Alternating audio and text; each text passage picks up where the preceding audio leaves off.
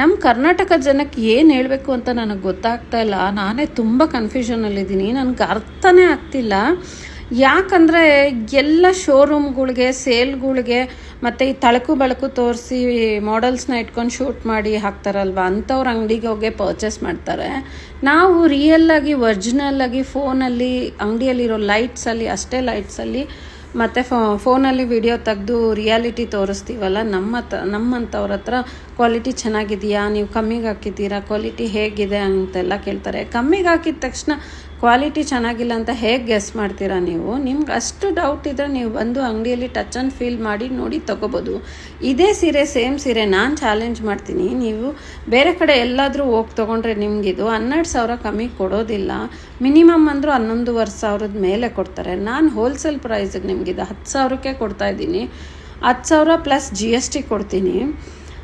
ನಮ್ಮದು ಯಾವುದೇ ಸೀರೆ ನೀವು ಪರ್ಚೇಸ್ ಮಾಡಿದ್ರು ನಾನು ಹಾಕಿರೋ ರೇಟ್ ಮೇಲೆ GST ಆ್ಯಡ್ ಆನ್ ಮಾಡ್ತೀನಿ. ಹಾಗಾಗಿ 10,000 ಪ್ಲಸ್ GST ಇರುತ್ತೆ. ಕ್ವಾಲಿಟಿ ಆಗಲಿ ಪ್ರೈಸ್ ಆಗಲಿ ನಾನು ಕಾಂಪ್ರಮೈಸೇ ಇಲ್ಲ.